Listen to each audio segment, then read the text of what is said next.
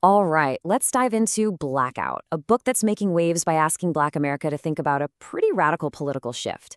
Now, its argument is definitely controversial, and the conclusions it draws are stark. In this explainer, our job is simply to unpack the author's diagnosis of the problems they see and then the solutions they propose, all drawn directly from the text itself. Let's get into it. So, the book's entire premise really kicks off with this one single question from the 2016 presidential campaign. The authors see this as a watershed moment, a really blunt challenge to a political allegiance that stood for decades. And for them, it's the catalyst for their call to rethink absolutely everything. At its heart, the Blackout thesis is a call for Black Americans to unplug from the Democratic Party.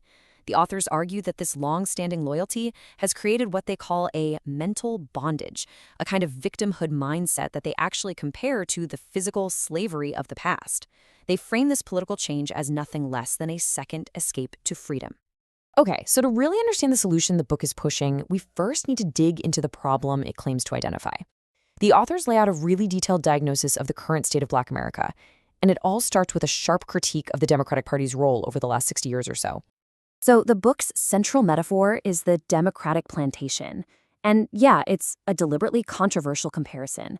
The argument here is that modern government dependency, failing schools and cities, and welfare policies that they say disincentivize marriage, well, they've all created a new kind of servitude, replacing the physical chains of the past. The authors then try to back this up with economic data. This table, which is based on a study they cite, shows that in the 50 years since the Civil Rights era, key metrics like unemployment haven't really improved. Homeownership has just stalled, and look at this, the wealth gap has actually gotten wider. For the authors, this data is Exhibit A for why the political status quo isn't working.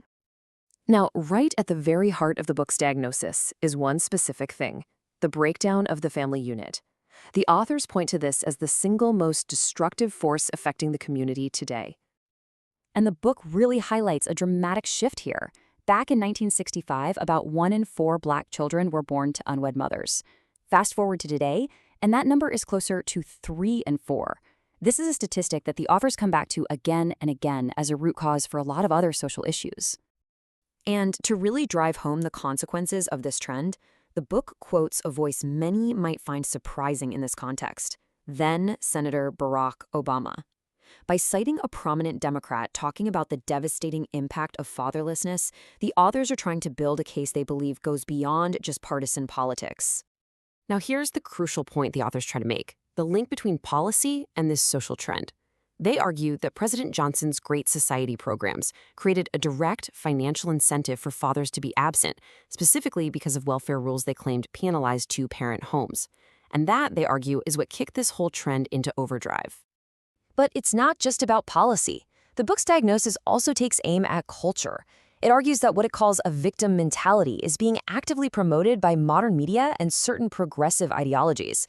The authors claim this disempowers people by shifting the focus away from personal responsibility. This cultural critique goes right after what the book calls modern feminism. It pushes back hard against mantras like #BelieveAllWomen, arguing they completely toss out the legal principle of innocent until proven guilty and can be weaponized with really dangerous results. And as a stark, historical warning, the book revisits the absolutely tragic case of Emmett Till. The authors point out that decades later, his accuser admitted she fabricated key parts of her testimony. They use this painful history as a reminder of the very real and very devastating dangers of unchecked accusations. So after spending the whole first half of the book diagnosing the problems, the second half offers a very clear prescription. It's a call to abandon the current path and instead fully embrace an alternative that's rooted in conservative principles. The book frames this path as a journey from victimhood to what it calls victorhood. It's basically a 5-step solution. First, reject the narrative of oppression. 2, rebuild the traditional two-parent family. 3, embrace entrepreneurship and free markets. 4, return to religious faith. And 5, actively work to shrink the government's influence in daily life. To really embody this philosophy, the book spotlights the life of Dr. Ben Carson. It tells the story of how his mother, despite being in deep poverty with only a 3rd-grade education, flat out refused to accept any excuses. By instilling this powerful sense of personal responsibility, she set him on a path from being labeled a dummy in school to becoming a world-renowned surgeon. So in the end, Blackout presents a really stark choice. The authors argue it's not just about picking a political party. It's about choosing between two fundamentally different mindsets: victimhood, which they claim just leads to dependency, or victorhood, which they define as a future built on your own agency, family, and faith. The book just leaves its readers with that final question: which path do you choose?